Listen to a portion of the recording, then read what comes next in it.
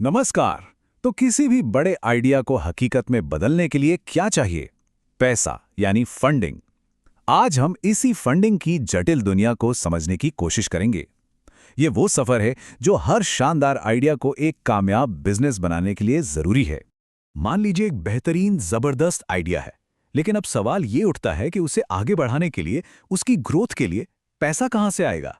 ये वो सवाल है जो हर फाउंडर के दिमाग में घूमता है, और आज हम इसी के जवाब तलाशेंगे। अच्छा, तो फंडिंग की तलाश शुरू करने से पहले सबसे पहला कदम क्या है? वो है ये जानना कि मिशन क्या है।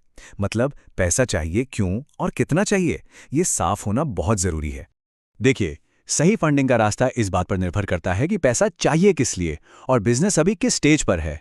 क्या इसे स्केल करना है, या फिर किसी नई चीज पर रिसर्च करनी है, या बस रोजमर्रा के काम के लिए वर्किंग कैपिटल चाहिए? और कंपनी अभी सिर्फ एक आइडिया है या वो ग्रोथ की राह पर चल पड़ी है? इन सवालों के जवाब ही सही दिशा दिखाएंगे। तो चलिए अब उस मैप पर नजर डालते हैं जहां फंडिंग के रास्ते दिखाए गए हैं। इसे सिर्फ एक लिस्ट मत समझिए, ये 5 अलग अलग रास्ते हैं और हर रास्ता एक अलग मंजिल की ओर ले जाता है। पहला रास्ता है इक्विटी। इसका मतलब सीधा सा है, आप पैसे के बदले अपनी कंपनी में हिस्सेदारी देते हैं। हाँ, इससे आपका मालिकाना हक थोड़ा कम होता है, जिसे डाइल्यूशन कहते हैं, लेकिन इसे ऐसे भी देख सकते हैं कि आप बिजनेस को कई गुना बड़ा बनाने का मौका बना रहे हैं। और एक अच्छा इन्वेस्टर सिर्फ पैसा नहीं लाता, वो अपने साथ तजुर्बा और कॉन्टैक्ट्स भी लाता है। दूसरा रास्ता है कर्ज का, यानी डेट। इसमें आप पैसा उधार लेते हैं और वादा करते हैं कि उसे ब्याज के साथ चुका देंगे। सबसे बड़ा फायदा, कंपनी 100% आपकी ही रहती है, कोई हिस्सेदारी नहीं देनी पड़ती। लेकिन एक बात है, बिजनेस चाहे जैसा भी चले, कर्ज की किश्त तो चुकानी ही पड़ेगी, ये एक जिम्मेदारी है। तीसरा रास्ता है ग्रांट्स। ये थोड़ा अलग है, इसे आप एक तरह से इनाम समझ सकते हैं। अगर बिजनेस कुछ खास मानदंडों पर खरा उतरता है तो उसे ऐसा पैसा मिल सकता है जिसे लौटाने की जरूरत नहीं। अक्सर ये उन प्रोजेक्ट्स को मिलता है जो रिसर्च, इनोवेशन या किसी सामाजिक भलाई के लिए काम कर रहे हों। चौथा रास्ता थोड़ा पेचीदा लेकिन बहुत काम का है। इसका नाम है कन्वर्टेबल नोट। इसे एक ब्रिज की तरह समझिए। शुरुआत में ये एक लोन होता है, लेकिन कुछ समय बाद जब अगली फंडिंग मिलती है तो ये अपने आप कंपनी की इक्विटी यानी हिस्सेदारी में बदल जाता है। ये शुरुआती स्टेज के स्टार्टअप्स के लिए बहुत अच्छा है, क्योंकि इससे कंपनी की कीमत यानी वैल्यूएशन तय करने का सिरदर्द कुछ समय के लिए टल जाता है। और पांचवा रास्ता है रेवेन्यू बेस्ड फाइनेंसिंग। ये भी एक नया और दिलचस्प तरीका है। इसमें फंड देने वाला आपकी कंपनी के मुनाफे में से हिस्सा नहीं लेता, बल्कि हर महीने की कमाई यानी रेवेन्यू का एक छोटा सा हिस्सा लेता है, और ये तब तक चलता है जब तक मूल रकम और फीस वापस न हो जाए। इसकी सबसे अच्छी बात यह है कि रीपेमेंट बिजनेस की कमाई के साथ साथ घटता बढ़ता रहता है।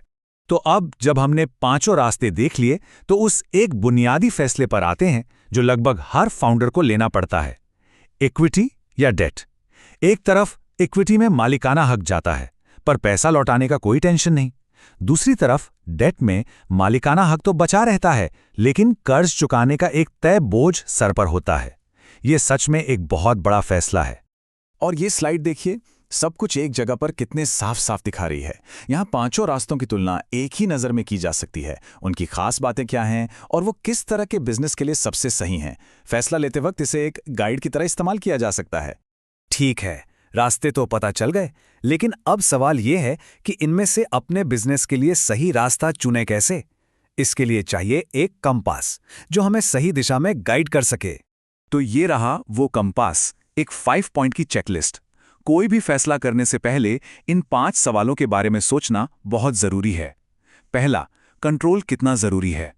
दूसरा, पैसे की असली लागत क्या पड़ रही है। तीसरा, पैसा कितनी जल्दी चाहिए। चौथा, कितना जोखिम उठाने को तैयार हैं। और पांचवां, क्या ये फंडिंग का तरीका बिजनेस के लंबे समय के लक्ष्यों के साथ मेल खाता है।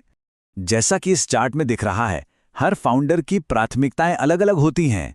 हो सकता है किसी के लिए कंपनी पर अपना कंट्रोल बनाए रखना सबसे जरूरी हो, तो किसी और के लिए बिजनेस की ग्रोथ सबसे ऊपर हो। जरूरी यह है कि अपनी प्राथमिकताओं को समझा जाए और फिर उन्हीं के आधार पर फैसला लिया जाए। चलिए अब इस विश्लेषण के आखिरी हिस्से की ओर बढ़ते हैं। यहां हमारा मकसद सिर्फ एक रास्ता चुनना नहीं है, बल्कि इन सभी रास्तों को समझकर एक ऐसी स्मार्ट रणनीति तैयार करना है जो लंबे समय तक काम आए। ये एक बहुत अच्छा उदाहरण है कि कैसे अलग अलग तरह की फंडिंग को मिलाया जा सकता है। जैसे इस केस में कंपनी की ग्रोथ के लिए 70% पैसा इक्विटी से आया और किसी खास रिसर्च के लिए 30% ग्रांट मिल गई। इस तरह का मिक्स यानी मिश्रण एक बहुत मजबूत नींव तैयार करता है। और हाँ, एक बात हमेशा याद रखनी चाहिए, पैसा मिलने पर कहानी खत्म नहीं होती, बल्कि असल में तो शुरू होती है। हर तरह की फंडिंग के साथ कुछ उम्मीदें और जिम्मेदारियां भी आती हैं, जैसे निवेशकों को रिटर्न देना, समय पर रिपोर्ट भेजना और कानूनी समझौतों का पालन करना। इन सब के लिए पहले से तैयार रहना बहुत जरूरी है। तो हम इस एक बड़े और जरूरी सवाल के साथ इस चर्चा को समाप्त करते हैं। वो कौन सा फंडिंग का तरीका है जो पैसों की जरूरत, मालिकाना हक पर कंट्रोल और बिजनेस की लंबी उम्र, इन तीनों के बीच एक सही संतुलन बनाता है? इसका कोई एक सीधा साधा जवाब नहीं है। सही जवाब हर फाउंडर के अपने विजन और अपने सफर में ही छिपा है।